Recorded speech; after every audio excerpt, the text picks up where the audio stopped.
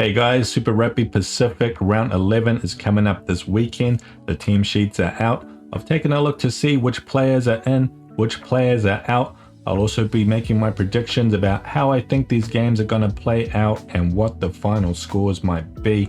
Coming up first though, we've got the Chiefs versus the Western Force at the Mount. Not at FMG Stadium this weekend, not in Hamilton, but still a home game for the Chiefs. This is on the Friday night and conditions are expected to be cloudy but not wet, so far so good. Big news for the Chiefs this week is that Wallace Satiti is back. He's only starting on the bench this game, but this is big news.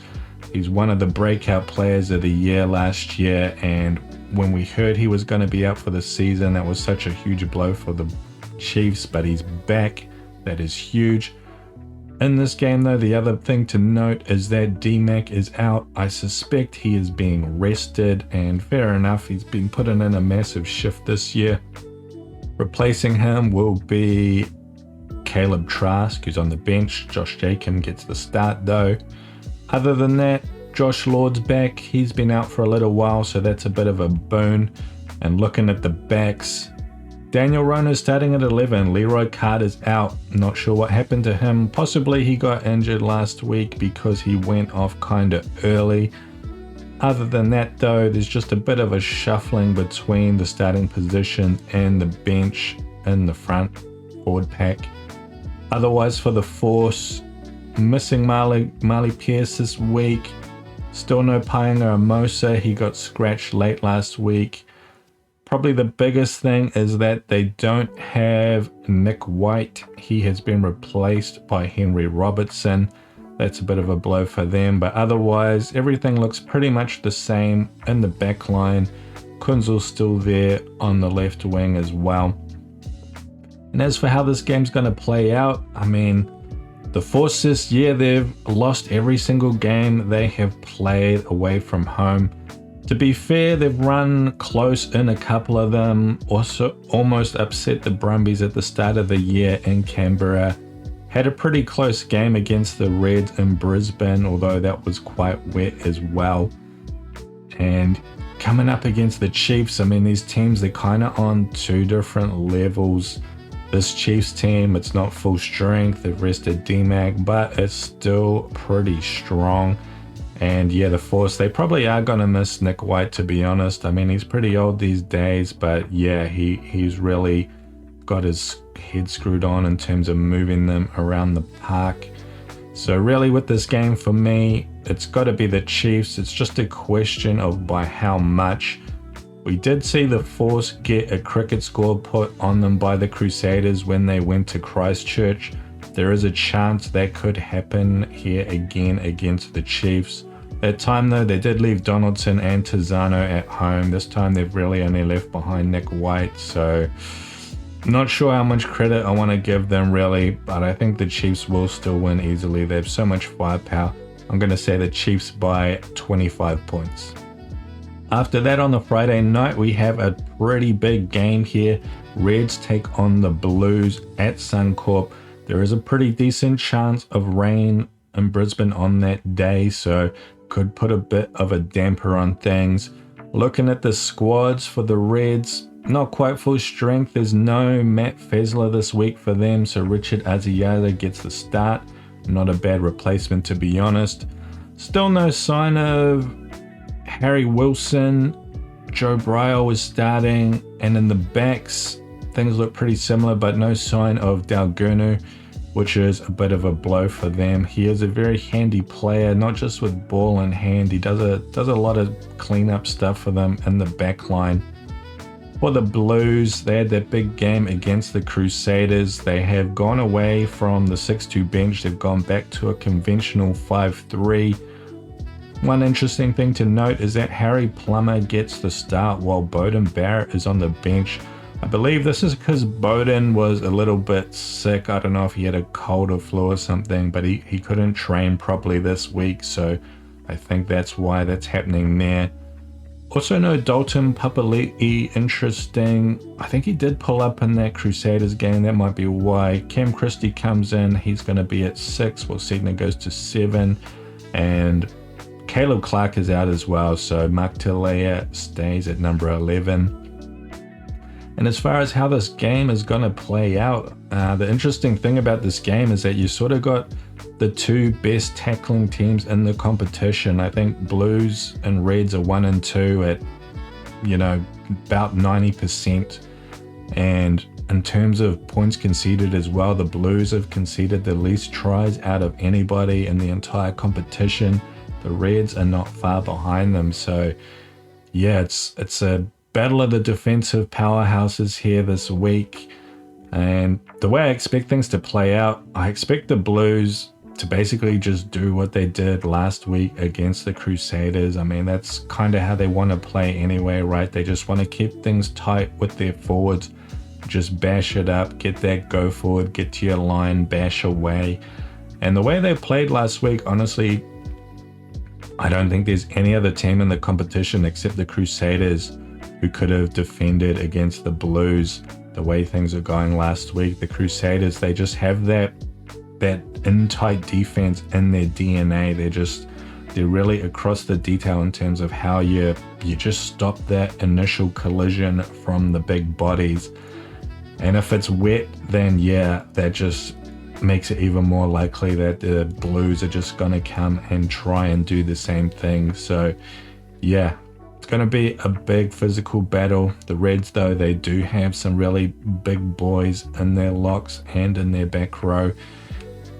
I'm expecting this to be an arm wrestle because of that, and it's really hard to tip, to be honest. I mean, obviously no New Zealand team has won in Australia so far this year, and the Blues, they've had their own problems this year. They've struggled to put points on the board and pull away from teams. They've also struggled in the second half with their set piece starting to misfire.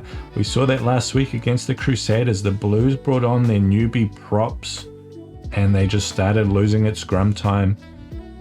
And that's one thing that really let the Crusaders back in and kind of cost the Blues the game. And when you look at the bench again, you've got the same players, Tupaia and Toi Pilotu, whereas the Reds, they've got Alex Hodgman. He's an excellent scrummager. So yeah, that's one thing to keep an eye out for. I wouldn't be surprised if the scrum turns against the Blues late in the second half again. The Reds themselves, though, they've also been a little bit soft. Obviously, they had the bye last week, but yeah, before that, they've just kind of struggled a bit.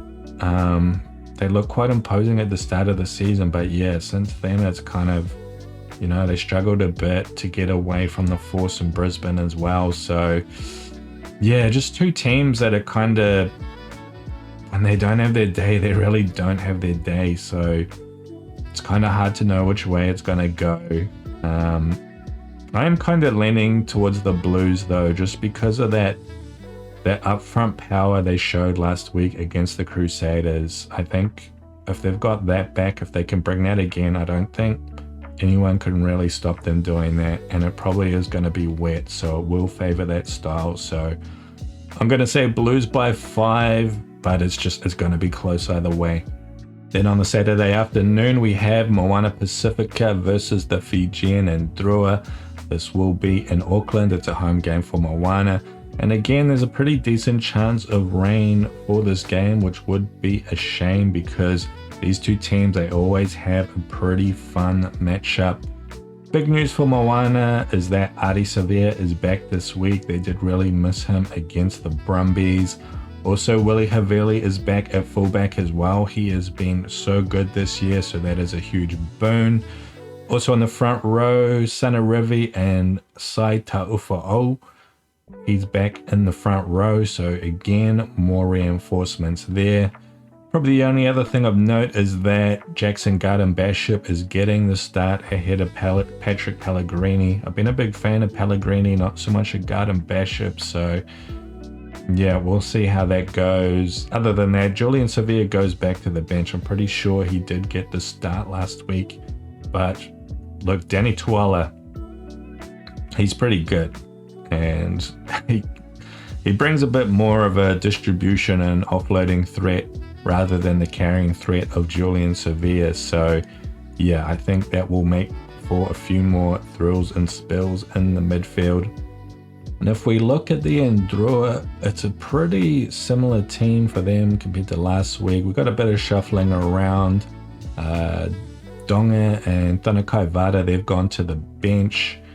Rabitu, interestingly, he's moved from fullback into 12, and still no Yosef Omasi. He was scratched late last week. Apparently he's gone to court for beating up his missus, so don't know when he's going to be back. And as far as how this game's gonna play out, normally between these two teams, it's pretty fun, open running type of game. Both these teams have conceded the most tries in the competition by far. Gotta give it to Moana though. Their tackle percentage is a bit better, at least. They do seem more organized and a bit better at the structured play than the Endrua do this year. So you really got to lean their way. But yeah, I think both teams are just going to get a lot of chances in this game to score a lot of points, and it should be fun to watch as long as that rain stays away. And if it does rain, I mean, even then, I think there will just be lots of thrills and spills. So looking forward to watching this one. But yeah, I got to give it to Moana at home, and I'm going to say they'll do it by 10 points in a pretty high scoring game. After that, on the Saturday night, we have the Highlanders versus the Crusaders under the cover in Dunedin, Forsyth Bar Stadium. And yeah, some interesting changes here. Tabatava Nawai, he's actually moved back to the wing, back to 14. That's to make room for Jake Tahiwi. He gets a start at 12. On the left wing, Jonah Lowe's still there. Jonah Nareki is out. I think he's got a knee injury. Might be wrong about that, but he's definitely injured. Sean Withy's back as well. And that pushes Lasanga to the bench. We'll start out as there because Hugh Renton is out, so that's a bit of a blow. And for the Crusaders, they had that huge physical game against the Blues last week, and they've really shuffled a lot of guys around, especially up front. There's no Shalfoon at all. He's been replaced by Hannah. Blackadder's out as well. He's replaced by Tom Christie, DeSavia, Saifaloizen. And in the back, Levi Almoa, he's out completely. Dallas McLeod comes in to replace him. And Macca Springer, he gets a start at 11. James O'Connor's also gone completely as well. Not sure if he's injured or not. And as far as how this game is going to go, I mean, look, the South Island Derby, it's always a pretty big game. The Highlanders always try to turn it on, even though they're a bit outmatched. I think with the changes to the squad this week, though, I mean, the Highlanders, they've got a few reinforcements back, but they've probably lost more than they've gained, to be honest. They're really going to miss guys like Hugh Renton and Jonah Nareki.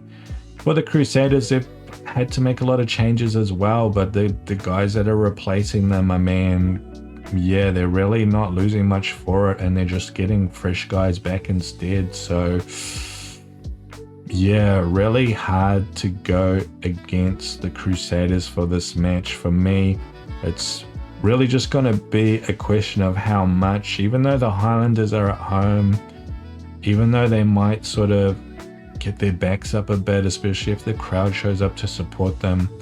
Yeah, I still think the Crusaders, like, they're so strong on attack this year. Like, they're gonna put on points in the dry.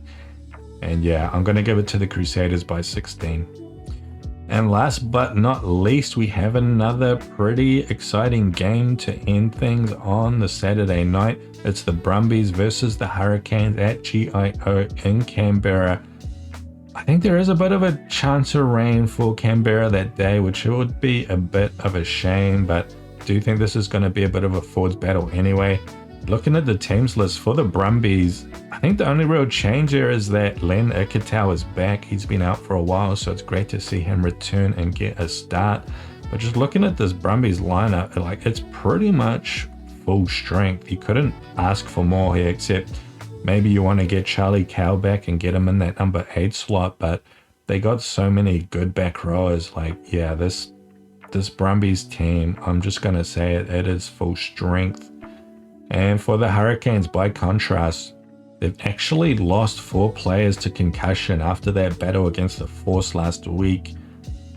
Almora is out, Wakaleawere is out, Peter Umanga Jensen is out, and Whinianga Nofo is out as well. All players lost to concussion. That blow in the back line is softened a bit because Kanina Hollow is back, and also last week we got Riley Higgins and Billy Proctor coming off the bench. This week they get the starts, Balin goes to the bench instead. So yeah, in the backline things are still pretty good for the Canes. They've stuck with Ruben Love at 10, Harkham stuck at 15. Hohepa has rejoined the bench though, interestingly, so I wouldn't be surprised if Hohepa does get another run in this game. He goes to 10 and Love moves to 15. Maybe Harkin gets subbed. But otherwise, yeah, it's still a blow in the forwards for them. Numia and Lomax both getting benched as well. Tossi and Mafalea get the starts, but yeah, it's at hooker where the issues could be. Like the Hurricanes lineout has really struggled this year, and it didn't really get much better when Almora came back either. The lineout's still been terrible under Almora, so the Brumbies, Nick Frost, I mean, he's a really strong lineout operator. He goes for those pickoffs as well. I wouldn't be surprised to see the lineout really cause a lot of problems for the Hurricanes in this game. And otherwise, I feel like this game, it's gonna be played a lot in the tight anyway, not just because it could be wet, but just, you know, the Brumbies, they do play a bit like the Blues. They like to get a rumble on up front first before they unleash their backs. And yeah, the Canes, they're going to be forced to make some big tackles there. And to be fair, I mean, they're up for it. Like, we saw them some absolutely huge collisions in that Force game, mostly Hurricanes defenders just absolutely crunching some of those Force guys, and we saw them really bring it against the Waratahs as well. So yeah, the Canes will have to bring that crunching defense against the Brumbies this week. But yeah, the Brumbies, they got those big forwards, man, guys like Rob Valentini. So yeah, it's not going to be easy pickings for the Canes here. They really are going to have to man up physically. I do expect the Brumbies will have the edge at the collision, and playing at home with that full strength team, I think, you know, that kind of inclines me to tip things in their favor. And really, the Hurricanes, they haven't had a good year. They've struggled to really take all their opportunities. They've struggled to get points where they can. They've struggled to close out games. They've struggled with close games as well. And yeah, I'm going to say that the Brumbies will take it. It will be a close game though. Canes do have a realistic chance to steal this. But yeah, I'm going to say the Brumbies are going to take it by 6 points. Well guys, that'll do it for this week's lineups and picks. Hopefully you found it interesting and or useful. Don't forget, if you've been following my fantasy picks, that the best picks video will be out either late tonight or tomorrow morning. Otherwise, I hope you enjoy the rest of your week, and I'll see you there.